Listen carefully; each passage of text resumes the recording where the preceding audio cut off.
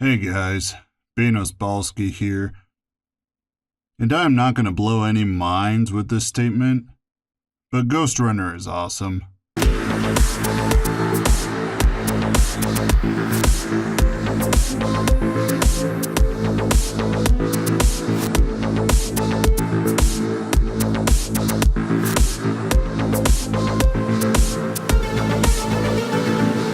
Now, Ghostrunner is a game that I consider to be part of the one-hit genre. A genre of games where you, the player, is killed in one hit, but you can do the same to your enemies. Kinda levels the playing field. Titan Souls was my first introduction to the genre, and even though I am bad at video games, this is one of my favorite genres. I'm gonna be honest, I don't even know if this is an actual genre, but for good measure, we're gonna pretend like it is. This video is going to dissect everything about Ghostrunner, the story, the mechanics, and every little thing in between, so I guess this is where I put up the spoiler warning, but I won't go too deep into any spoilers. So the game opens up with this cyberpunk samurai jumping around and cutting some guys in half. Jesus! The opening ends with the Ghostrunner getting his arm easily removed by a knockoff Doc Ock before being tossed down into the streets below. Right after this, the game begins, and after a tutorial section, we are thrust into our cyberpunk murder adventure. Now, to my knowledge, this game is the first-person one-hit game like this. Now, I could totally be wrong about this, and I'm sure you will correct me in the comments, but from what I know, this is the first of its kind. The game even markets itself as a hardcore FPP. I mean, that's what it says on the box. I could not figure out what this meant until I sat down and searched on the internet, and it literally just stands for first-person perspective.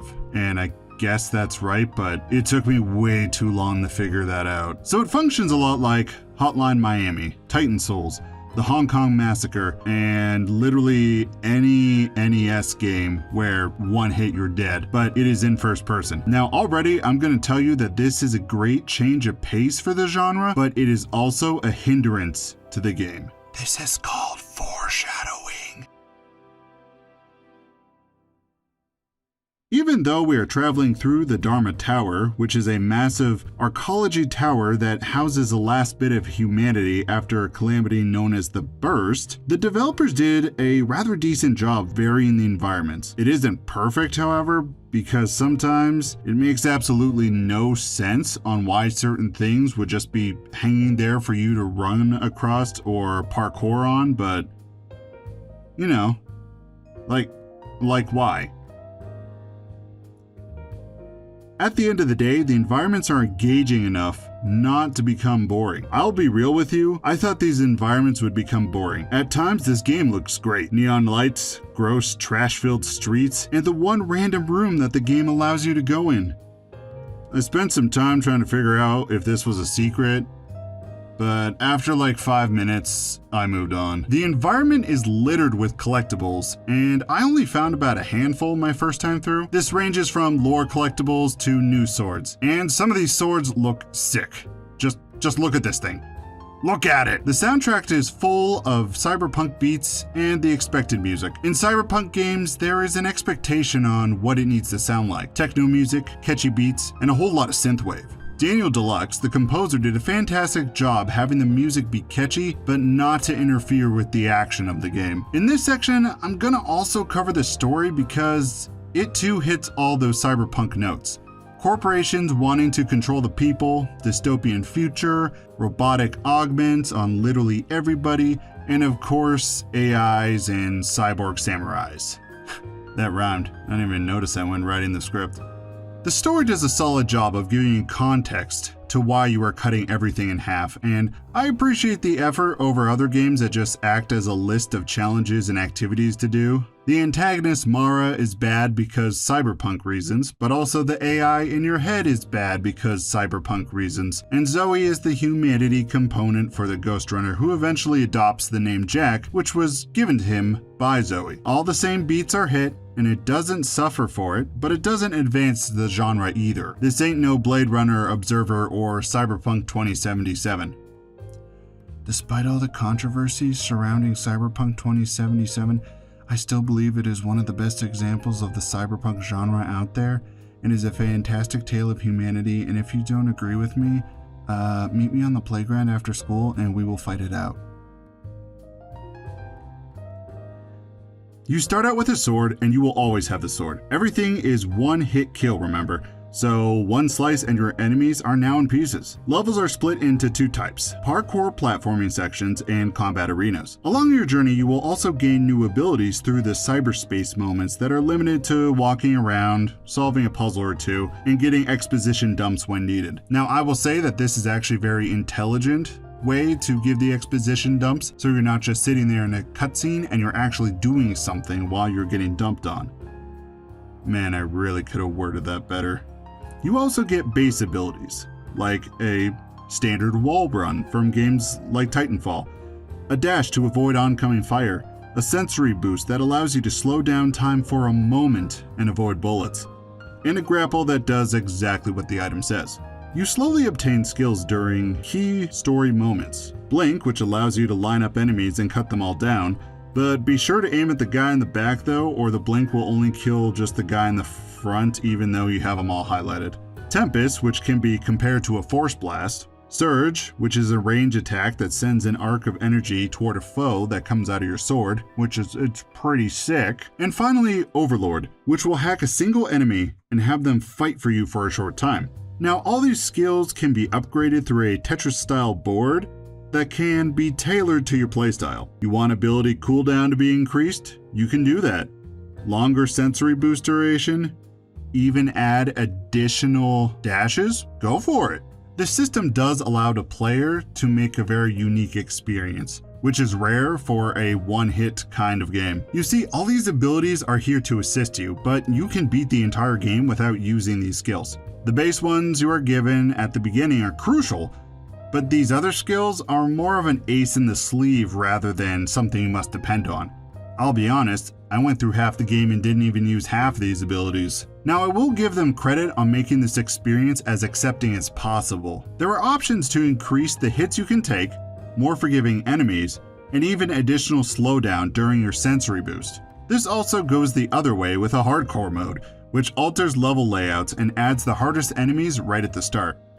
Now, it's like a new game plus, and I'm going to be honest with you once again that, Banos Balski is bad at video games, so I'm probably never going to play that mode. Now, Ghostrunner has a very good rhythm, which is something that many video games don't get right. Rhythm is a strong, regular, repeated pattern of movement or sound.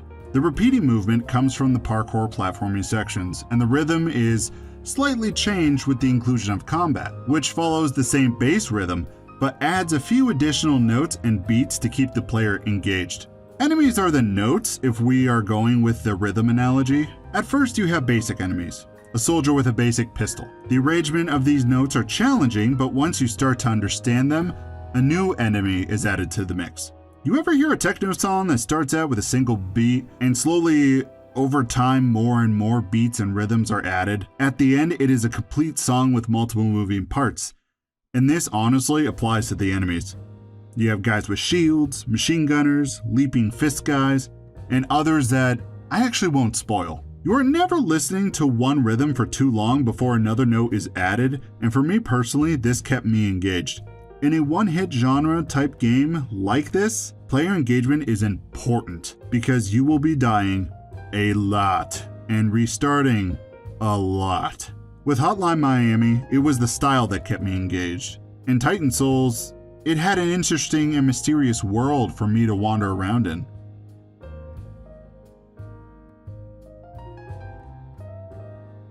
Now, this game is probably one of my favorite games from the past year, but there is a level of frustration that comes with it, and that frustration doesn't even include the base frustration that comes from these types of games. Dying and restarting is a mechanic. I didn't even mention it in the previous section because the mechanic is literally in the title. You learn the level layout, the positioning of enemies, and learn the best way of attack. Now, the frustration comes from the first-person perspective. These games live and die on the accuracy of the controls. Every system has to work as intended to avoid additional frustration, which is already going to come up from the base game. I have so many clips of me running on the wrong side of walls, missing a jump that I thought I could make, just randomly falling off, and other similar situations. This is a constant throughout, and it would happen over and over and over and over and over and over again. I would be doing really good on a run, and suddenly I would just drop and die, having me redo a checkpoint. And sometimes the checkpoints are a little inconsistent. Frustration is the prevention of progress, success, or fulfillment of something, and with these finicky controls and mechanics, additional frustration is put on the player. I would literally have to take breaks and go do something else. I would read a book, and I recommend reading United States of Japan by Peter Tierres. I hope I said that right. Or I would even go work out. Once I came back, I was able to tackle the challenge and push past it, even if it was intentional or not intentional. Oh. Okay, I guess. Another frustration that comes from this game is boss battles. Now, so far, to my knowledge, except for Titan Souls, which the entire experience was focused on just battling a boss battles do not work really well in these games, because if they were to work, the boss should be able to be killed in one hit. Now, some games have found ways to work around this, like Katana Zero, and as the previously mentioned Titan Souls, but unless you have a creative way to almost consider it a boss battle, it just does not work. Literally, I could not figure out how to beat this stupid ninja lady, and then I found out that all I have to do is just parry attacks at the right time and then go run after her, or the final boss, which it does not communicate things well. See, you have to have her jab her tentacle into one of these things, and you have to stand in front of it and avoid all her attacks until that. I monkeyed with this thing for an hour before I just looked it up because there was no indication of what to do. So we're at the end, and you're probably thinking that I'm going to say Ghostrunner's terrible, right? I just complained about it for a little bit. Nah. Ghostrunner might be a frustrating experience, but at the end of the day, it is an experience I truly enjoyed. The studio One More Level and Slipgate Ironworks created something really special here, and already a sequel has been greenlit. Ghostrunner tackles the one-hit genre in a first-person perspective, and I believe that they succeeded, frustrations and all. According to most review sites, however, the game had middling reviews, and in part, much of it were complaints about the frustration and things I previously mentioned. If you're able to push past that though, I guarantee if you are a fan of the one-hit genre or cyberpunk, you're really gonna enjoy this. Hey, it's the end of the video. Thanks for getting here. If you like podcasts, I have a podcast called It Sure Is a Podcast, which is on most platforms. I guess the last thing to say is,